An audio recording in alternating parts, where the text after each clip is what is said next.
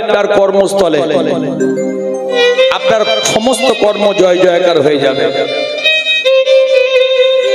মানুষ মারা গেলে বুকের উপরে গীতা দিতে হয়। কেন দিতে হয়?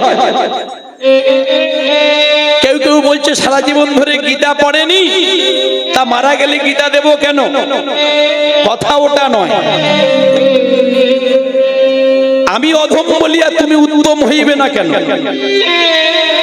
আমি অধম, আমি পতিত, আমি পামর, কিন্তু ভগবান গোবিন্দ তিনি বলেছেন অমৃতস্য পুত্র, আমরা সবাই অমৃতের সন্তান। হ্যাঁ গো, সন্তান যদি দুঃখে থাকে, সন্তান যদি কষ্টে থাকে, সন্তান যদি যন্ত্রণা ভোগ করে, সন্তান যদি নর্দমায় পড়ে ছটফট করে, এ জগতের কোনো সৎ পিতা কুসন্তান যদ্যপি হয়, কুপিতা মাতা কদাপি নয়।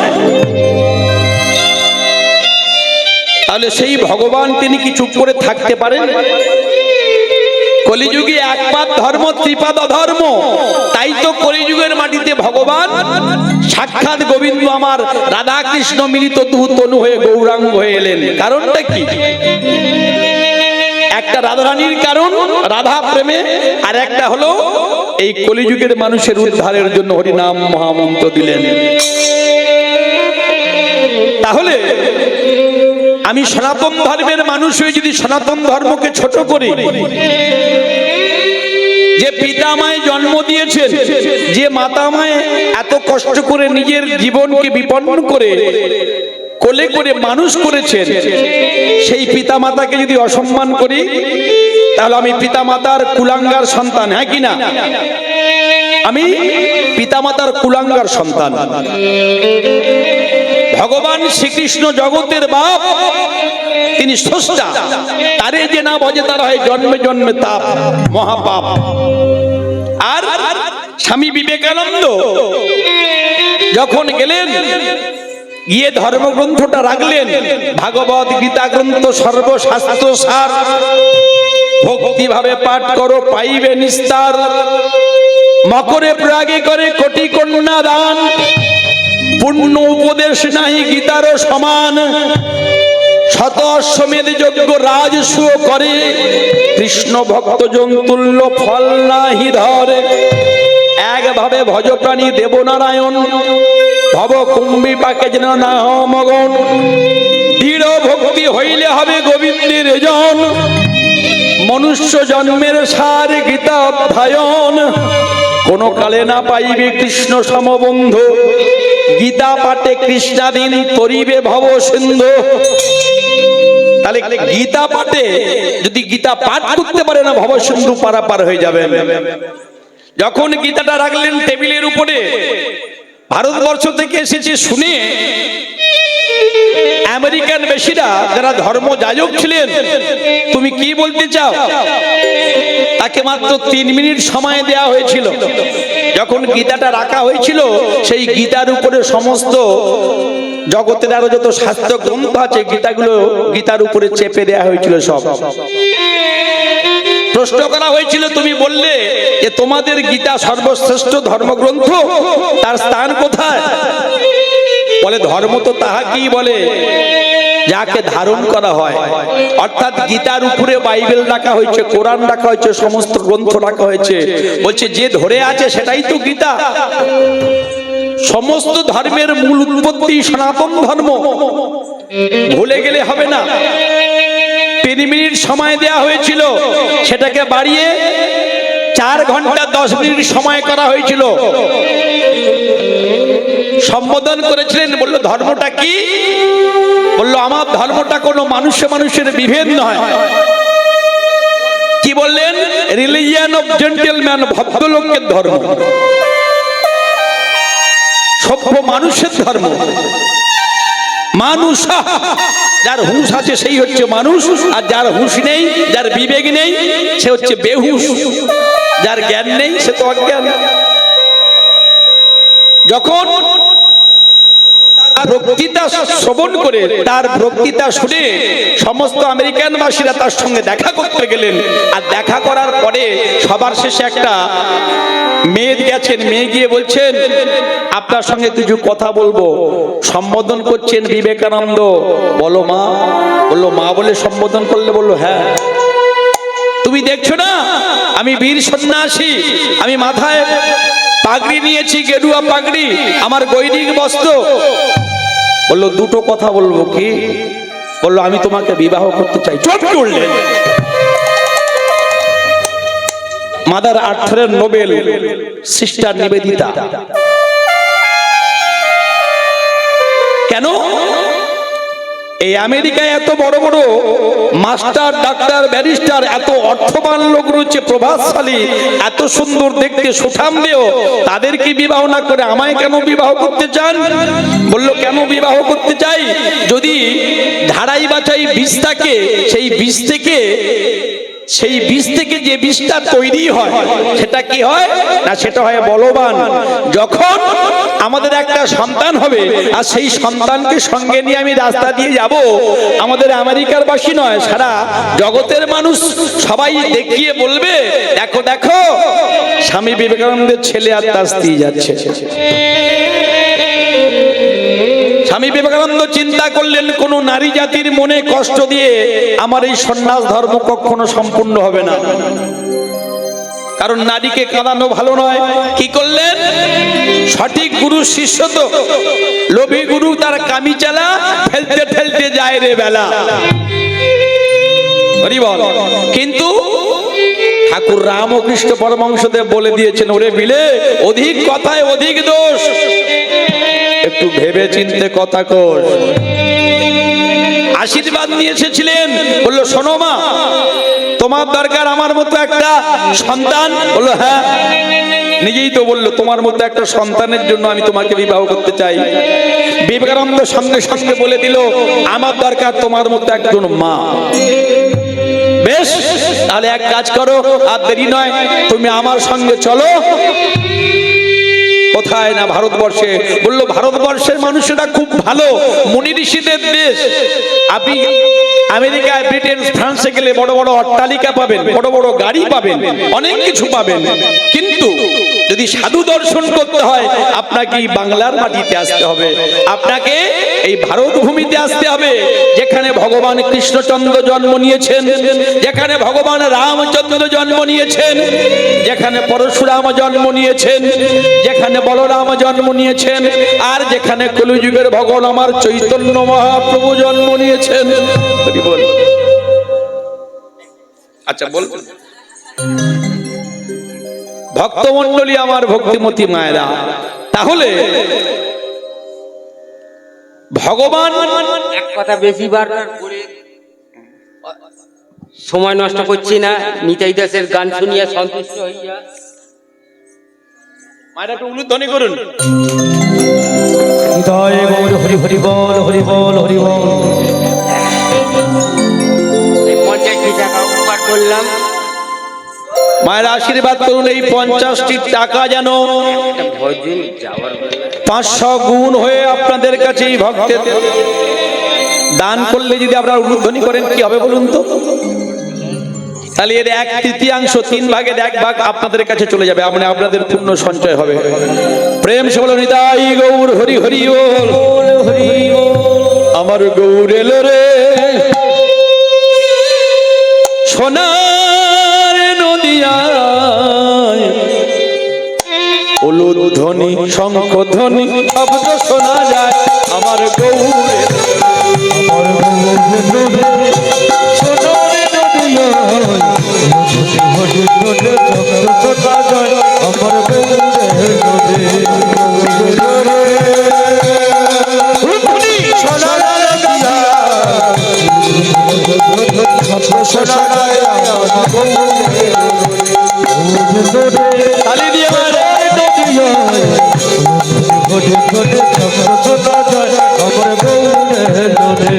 আরে তোরা ছুটে ছুটে নেচে নেচে তোরা ছুটে ছুটে নেচে নেচে তোরা ছুটে ছুটে নেচে নেচে তোরা ছুটে ছুটে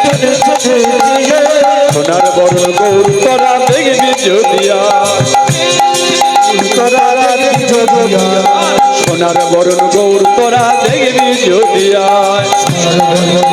তোরা দেখবি যদি আয়, গৌর এলো রে সোনার নদিয়া উধরি সোনা যায় আমার গৌরে এলো রে, সোনার নদিয়া, হরে হরে সত্য সোনা যায় আমার গৌরে এলো রে।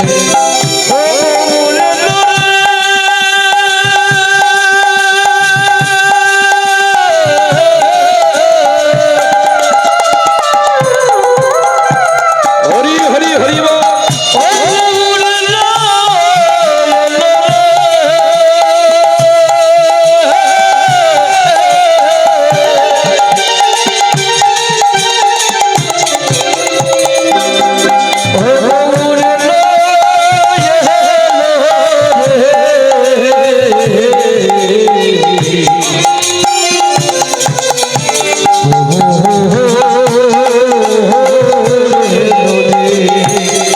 আমার শান্তিপুর সোনার নদিয়া, হরে হরে সত্য সোনা যায় আমার গৌরে এলো রে। আমার গৌর এলো রে সোনার নদিয়া যাই গৌর হরি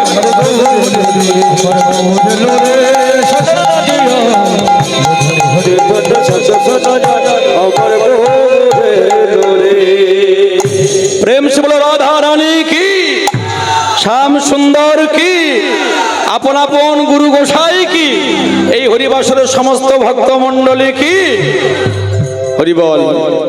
তাহলে মায়েরা কি দেখতে পেলাম, সেই স্বামী বিবেকানন্দ যখন জাহাজি করে এলেন, স্বামী বিবেকানন্দের কাছে বলেছিল সিস্টার নিবেদিতা, বলল মন্ত্রটা তুই আমায় দিয়ে দে, সমস্ত জগতের মানুষ আজকে থেকে জানবে আমি তোর শিষ্য শিষ্যা, আর তুই আমার গুরু। কিন্তু মনে মনে যে আমাকে মাতৃত্বের আসন দিয়ে মায়ের আসনে যে আমাকে তুই বসিয়েছিস, তোর মনের যে দৃঢ় সংকল্প যে সেবা, যতদিন আমি জগতের বুকে থাকব ততদিন এই সংকল্পকে আমি আমার ব্রত বলে জানবো। নিতাই গৌর হরি হরি হরি বল। তাহলে মায়েরা যে বিবেকানন্দ বলতে পারেন গর্বের সঙ্গে বলো আমি হিন্দু ভারতবাসী আমার ভাই, তাহলে একটা কুলাঙ্গার একটা পাষণ্ড সে বলছে সনাতন ধর্মের মধ্যে আমি যে কেন জন্ম হলো, আমি যদি ইসলাম ধর্মে আমার জন্ম হতো বরং ভালো হতো। সে বলছে ইসলাম ধর্ম শ্রেষ্ঠ ধর্ম। যদি যুক্তির খাতিরে তর্কের খাতিরে আসি মায়েরা, লক্ষ্য করবেন সবাই, ভগবান শ্রীকৃষ্ণের মুখ থেকে বেদের জন্ম, ভগবান দিলেন ব্রহ্মাকে, আর সেই ব্রহ্মা চতুর্মুখী ব্রহ্মা চারটে বেদ। তাহলে জানতে হবে গ্রন্থ কটা, জগতের বুকে এত গ্রন্থ বার হচ্ছে কটা, 2 লক্ষ ধর্মগ্রন্থ, 3 লক্ষ ভেষজ, 3 লক্ষ ভেষজের গ্রন্থ, 4 বেদ, ঋগ সাম যজু অথর্ব। আস্তে আস্তে আস্তে আস্তে যুক্তিটা আসুন। তাহলে ঋগ গেল, সাম গেল, যজু গেল, অথর্ব। অথর্ব বেদের 786টা শ্লোক নিয়ে জবন ভাইদের কোরআন। লক্ষ্য করবেন ভালো করে। তাহলে 4টে বেদের মধ্যে যেটা 4 নম্বর বেদ, তার 786টা শ্লোক নিয়ে জবন ভাইদের কোরআন, যার জন্য ওই সংখ্যাটা ওরা দেখবেন গাড়িতে হোক যেখানে হোক প্রত্যেকটা শুভ কর্মে ওরা লিখে রাখে, রাখে না?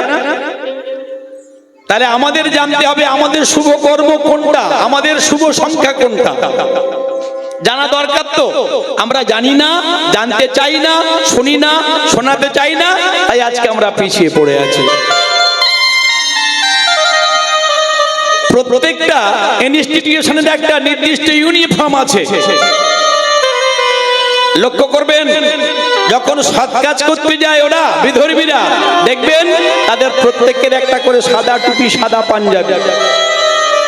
আমরা সারা বছর না পড়লেও অন্তত উচিত আমাদের এই হরিনাম তলায় হরি বাসরে, যেখানে মহাপ্রভু এবং সমস্ত ভক্ত ভগবানের মিলনস্থল, যদি সেখানে আমরা আমাদের লুঙ্গিটা ব্যবহার না করি, লুঙ্গি আমাদের পরার কথা নয়, লুঙ্গি কে পরবে? লুঙ্গি হাশেম মিয়া। আমরা লুঙ্গি পরবো না, এটা আমাদের পোশাক নয়। তাহলে আমাদের উচিত কি না? আমাদের উচিত সময় থাকতে আমাদের সাবধান হওয়া দরকার। তাহলে যে ধর্মটা আমাদের গ্রন্থ নিয়ে সৃষ্টি হলো, জগতে যত গ্রন্থ আছে এটা আদি সনাতন শাশ্বত, এর জন্মকাল থেকে ভগবান বলে এসেছেন যে সবকিছু এর মধ্যে বর্তমান। বললাম না, 2 লক্ষ ধর্মগ্রন্থ, 3 লক্ষ ভেষজ, 4 বেদ, 18 পুরাণ, 6খানা দর্শন, সাংখ্য, যোগ, ন্যায়, বৈশিক, পূর্ব মীমাংসা, উত্তর মীমাংসা। ভারত আমাদের দধি ভাণ্ড। কার্তিক মাসে কেন মহাভারত পড়া হয়? বলছে ভারত আমাদের দধি ভাণ্ড। গীতা চ মন্থন নন্দ রেবচং সরং সরং রাধা কৃষ্ণ চতুরাক্ষম। সমস্ত গ্রন্থগুলোকে নিয়ে ফেলা হলো কোথায়? মহাভারতের মধ্যে। আর মন্থন করে কি পাওয়া গেল? মায়েরা ঘোল মন্থন করেন, বাড়িতে দুগ্ধ মন্থন করেন তো? দিদি ভাই বলতে পারবেন। তাহলে দুধের সার কি? বলতো হ্যাঁ, দুধের সার বস্তু হলো ঘি। তাহলে সেই ঠিক সমস্ত শাস্ত্রের সার বস্তু হলো কি? সেই গীতা, শ্রীমদ ভাগবত। একটা শ্রীমদ ভাগবত গীতা, একজন বাবা আর একজন মা, এই তত্ত্ব আর একদিন আমরা জানবো। তাহলে তার মধ্যে আসল বস্তু হলো রাধা কৃষ্ণ, রাধা কৃষ্ণ, রাধা কৃষ্ণ। গোঠে রাখা বলে দে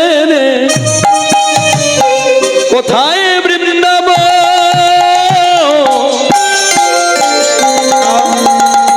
শ্যামকুণ্ড, রাধাকুণ্ড, গিরি গোবর্ধন।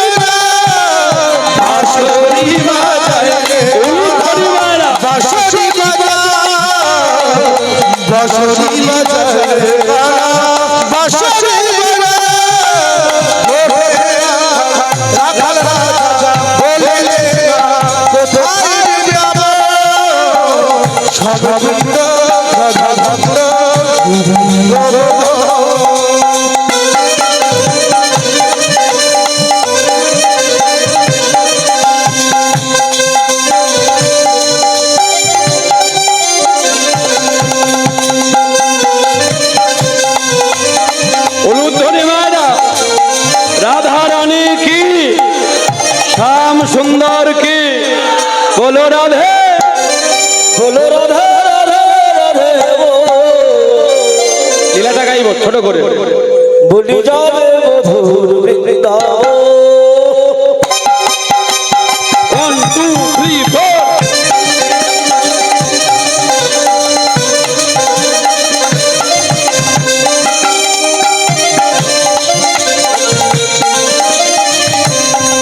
রাধে রাধে রাধে রাধে রাধে রাধে রাধে রাধে যাবে মধুর বৃন্দাবন।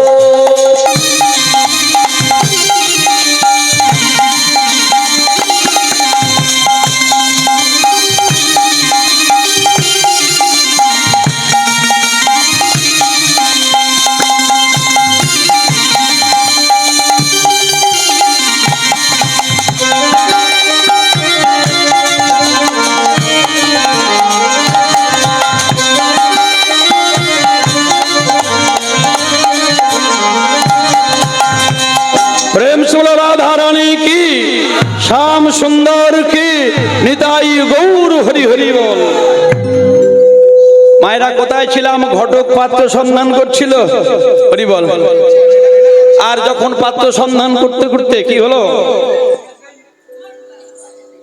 পাত্র সন্ধান করতে করতে নাম তার উদ্ধব দাস, নাম তার বললাম উদ্ধব দাস। সে কি করে মায়েরা? এই যে আসতে মায়েরা, যারা মাটির ঠাকুর গড়ে তাদের কি বলে? কামাত্ম নাকি? যারা মাটির হাঁড়ি কলসি তৈরি করে কি বলে তাদের? কুমোর বলেন তো আপনারা? আচ্ছা, এখন তার নাম হলো উদ্ধব দাস। সেই প্রতিদিন মাটির হাঁড়ি কলসি তৈরি করে বিক্রয় করেন। ঘটক চিন্তা করলো মনে মনে, তাহলে এই পাত্রের সঙ্গে ওই যে গোপী গোয়ালিনী যে সদা সর্বক্ষণ জগন্নাথের নাম করে, তাহলে এর শুভ বিবাহ সুসম্পন্ন করা হবে। তাই মায়েরা শুভ দিন দেখে শুভক্ষণ দেখে, সবই তো ভগবানের ইচ্ছা। গো পরম দয়াল গোবিন্দ ভাবিলেন অন্তরে,